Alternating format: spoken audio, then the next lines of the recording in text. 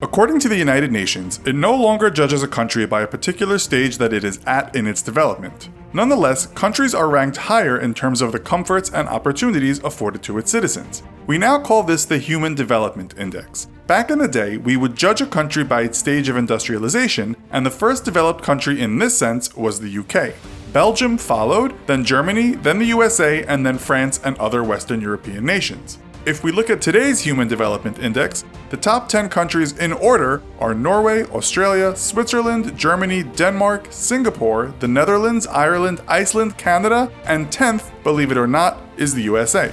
The UK, which was once in first place, now stands in 16th place. Today we'll look at why. In this episode of the Infographics Show, third world versus first world countries, what's the difference? Don't forget to subscribe and click the bell button so that you can be part of our notification squad. First of all, many people think we should stop using these terms of first and third world. The terms are seen as insulting and vague, and while some nations might not be economic powerhouses, what's to say the citizens don't live a happy and safe life even without a Big Mac and fries? If we go back some years to 1952, a French demographer, Alfred Sauvy, wrote about 3 worlds, 1 planet. It is he who is said to have first coined the term.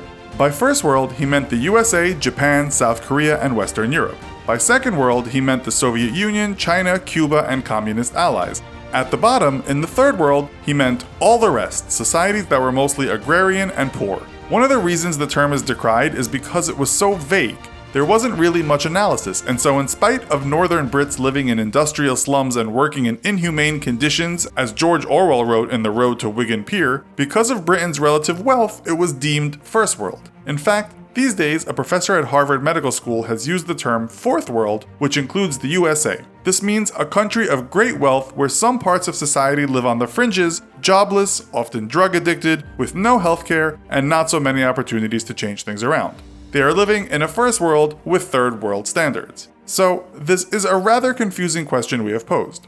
Do we use the term developing? We can look at what has happened over many parts of Asia in the last 20 years. While parts of China, India, Indonesia, Malaysia, and Thailand still have pervasive abject poverty, there is a lot more money. It isn't exactly getting to everyone though, and one might ask if farming rice in China was any worse than making iPhone components for hours on end in a factory in a polluted city. But with this new money, infrastructure has improved, and so too has healthcare and education. We could say these countries are verily developing, but why is Norway the most developed? Is it still not developing? Does developed mean stasis? Not really. All countries are still developing, but others could be said to be going through major changes.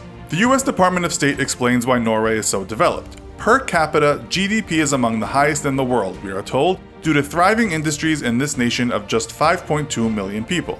Just take into account that Delhi has 18.6 million people. You only need to walk around Delhi to see poverty all around you. You don't have to go looking for it.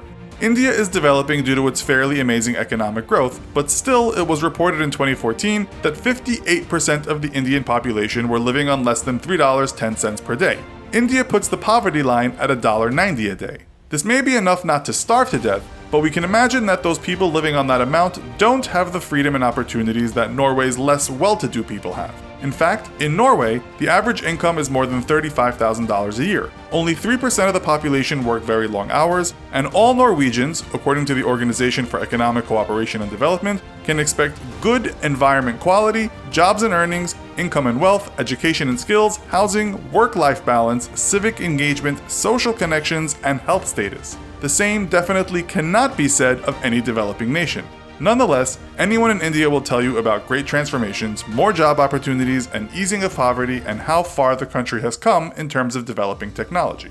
Norway is top of the Human Development Index, so we could say this is the first of the first world countries, even though we don't use that term anymore. The top 51 nations fall in the high human development bracket. Out of 188 countries, India comes in at 131st. Indeed, India's super rich wealth and massive growth has yet to trickle down to many of the masses. The HDI has 3 main categories: environmental sustainability, economic sustainability, and social sustainability.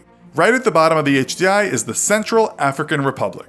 Again, while we don't use the term third world anymore, you could say that this might be the bottom of the list insofar as we have a term for not being developed. Why is that? For starters, life expectancy there is only 52 or thereabouts. It is tied with Angola and only better than one country, which is Sierra Leone. People there can expect to live to 50.1. By comparison, Norwegians on average can expect to live about 30 years longer. In India, the life expectancy is 68, somewhere in the middle. The 4.6 million people living in the Central African Republic have faced extreme poverty, war, ethnic and religious cleansing, and political violence. It's said to be the worst place in the world to be young, and even if you get a job, the average wage per year is said to be $400, although this might need updating. Half of the population is illiterate, and if you go to school, you might not do more than 4 or 5 years. It has one of the highest maternal mortality rates in the world, and about a quarter of the women have undergone genital mutilation. If that isn't bad enough, human rights hardly exist. Complain, and you might find yourself being arrested summarily and sent to a terrible jail. Corruption is rife, and there is not much anyone can do. The country has a history of labor rights violations as well as child labor. Children and women regularly face violence after being accused of being witches. One travel blogger talked of his experience in the capital of Bangui, saying it was a mess that is always teetering on the edge of violence. We are of course mentioning the very worst things, and no doubt a lot of people live a happy life there. We just want to outline a kind of first, second, and third comparison. That's why we picked these 3 nations. We could also look at the country of Botswana, which comes in 108th place. This is quite low, but if you've read Malcolm Gladwell's book Outliers, you'll know it's home to possibly some of the happiest, laid-back, self-sufficient people in the world. Or was until recent times. According to Gladwell, they have a 2-hour workday on average and play around the rest of the time. They don't need iPhones or dinner sets made by Hermes. They are the last hunter-gatherer tribe called the Kung Bushmen of the Kalahari Desert. These wanderers also moved through Angola, which is placed 150th on the HDI. Unfortunately, what they hunt and gather is being destroyed by development. Anthropologists say they get over conflicts in peaceful ways and generally are a happy lot. They provide for their kids with devotion and remain mostly monogamous. Wealth is shared with everyone. In more recent years, that has changed as some were forced to settle in one place, and that's when the problems arose. As soon as they got doors, they started shutting them and sharing less. They are also very much third world by Western standards. So, are they any worse off than an overworked, overweight, diabetes and hypertension suffering rich first world man that takes pills to sleep and often drinks to oblivion? Let us know your thoughts in the comments. Also, be sure to check out our other video called What Can You Buy with $1 Million? Thanks for watching, and as always, don't forget to like, share, and subscribe. See you next time!